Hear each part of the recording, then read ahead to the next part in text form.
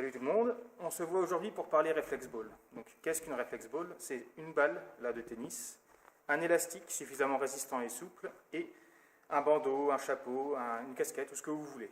Vous êtes intéressé par développer ça, il y a deux façons possibles. Soit vous pouvez l'acheter tout fait, ça se trouve facilement sur internet, c'est 10-15 € je crois à peu près. Soit ça peut se faire maison très facilement. Je vous mettrai en description une vidéo sur laquelle je me suis inspiré pour faire la mienne. Vous verrez que c'est assez durable et que franchement, pour quelques euros, vous avez un bon matériel. Initialement, la réflex ball s'est utilisée notamment en boxe, ça permet de travailler la précision œil-point. Là, je vais vous en parler plutôt façon système, bien entendu.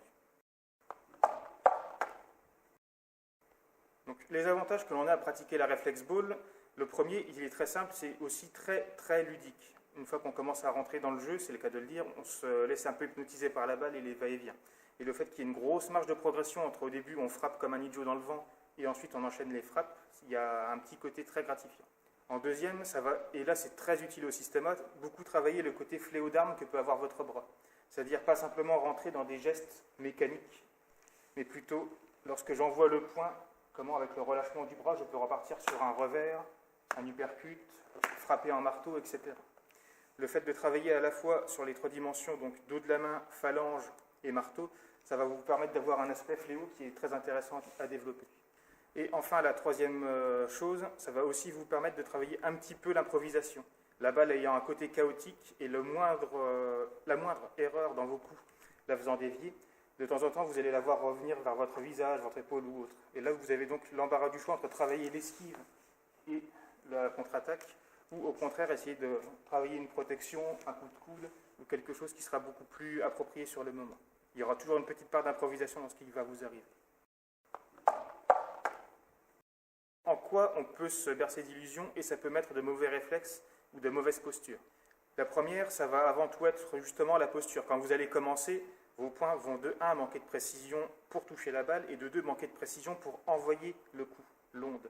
Donc chacun de vos coups, quand vous allez toucher, la balle va partir dans tous les sens et vous revenir de n'importe où. Essayez de vous relâcher, privilégiez la lenteur des coups, quitte à ce que la balle n'aille pas loin et soit un petit peu mollassonne, pour travailler petit à petit chaque mouvement, épaules, bras et buste qui tourne.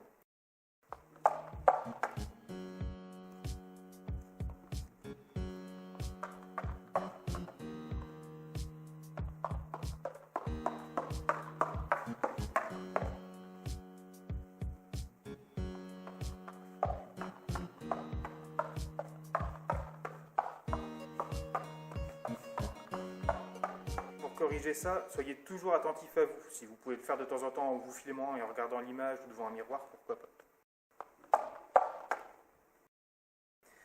De même, votre poing, gardez-le bien détendu. Si vous êtes hyper rigide, crispé, vous n'avez qu'à voir l'ensemble de mon bras. Si je suis en posture comme ça et qu'entre chaque coup je ne me décrispe pas, vous allez très vite, de 1, vous fatiguer, vous brûler, de 2, manquer de précision, et de 3, manquer de souplesse. Entre chaque coup, relâchez. Vous avez vu que lorsque je crispe mon poing, tous les muscles et les tendons se rigidifient. Ne confondez pas force et puissance. La force va avoir lieu à la tension musculaire, la puissance va avoir lieu à la détente. C'est parce que votre bras est détendu et ne crée de la force qu'au moment de l'impact que la puissance est totale. Si vous êtes fort en permanence, vous allez perdre toute notion de puissance et vous allez vous fatiguer. Pour ce qui est de travailler le coup de poing en fléau, comme je l'appelle, ça va surtout mobiliser à la fois le fait de frapper de manière classique, donc avec les phalanges, avec l'aspect marteau de la main, donc phalange, je pense que tout le monde voit. L'aspect marteau, ça va être, en fermant le poing, ça va faire grossir la poche de bras qu'on a ici et donner des frappes bien lourdes, mais en même temps plus tendres qu'avec les phalanges. Donc notamment quand on frappe sur des parties osseuses, c'est mieux. Vous pouvez bien entendu frapper avec la paume ou avec le revers de la main, notamment quand vous avez une partie du visage à frapper au niveau de la joue. Le revers de la main est souvent un geste qui vient naturellement et qui permet de retrouver une posture à la fois de défense et d'attaque si besoin.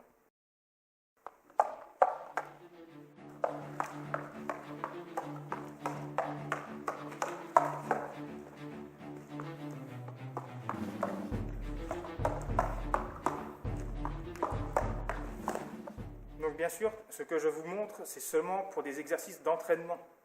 Je vais très certainement avoir droit, comme c'est souvent le cas, à des commentaires du style « ça ne vaut rien en situation réelle ». ça, le nombre de fois sur des vidéos d'arts martiaux, je le lis, ça ne veut rien dire. Là, c'est des exercices d'entraînement que vous voyez. Bien sûr, ce n'est pas une situation réelle. Mais par contre, c'est un exercice réel pour travailler précision, fluidité et puissance dans le mouvement. Donc prenez-le pour ce que c'est. Commencez par un point direct. Ça va donner une direction assez rectiligne à la balle et vous donner une lisibilité quand elle va revenir. Lorsque votre point sera parti, il aura naturellement tendance à vouloir revenir. Faites-lui continuer sa route et dessinez une boucle comme un 8 naturel. C'est-à-dire qu'il y a la frappe et le retour.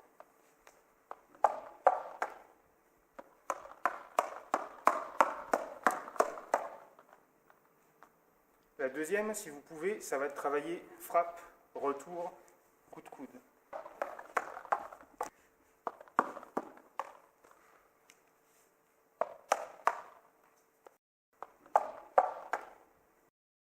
Donc j'en renvoie à certains des piliers fondateurs du système A, qu'il ne vous faut pas oublier si vous voulez que la réflexe ball vous soit profitable. Respiration, mobilité, structure, relâchement. Là, pour les besoins de la caméra, je restais comme un poireau. Mais marcher, reculer, si vous pouvez tourner, courir. Bon, j'avoue, courir, c'est déjà plus compliqué. Mais ne serait-ce que marcher, reculer, pivoter, ça va beaucoup travailler justement votre ouverture et votre fluidité. Plus vous allez mettre de la créativité et de l'imprévu, plus justement vos points vont gagner en souplesse et en relâchement. Puisqu'ils vont avoir besoin d'avoir une élasticité qu'ils n'auront qu'en situation de relâchement et de créativité. Plus vous allez être au contraire dans une position que j'appellerais de suroptimisation, c'est-à-dire quelque chose de très verrouillé où tout ce qui est pris en compte, c'est ce qu'il y a devant vous comme dans un cône. Plus vous allez être très performant dans ce cône, mais dès que vous allez quitter le cône, vous allez perdre tous vos moyens.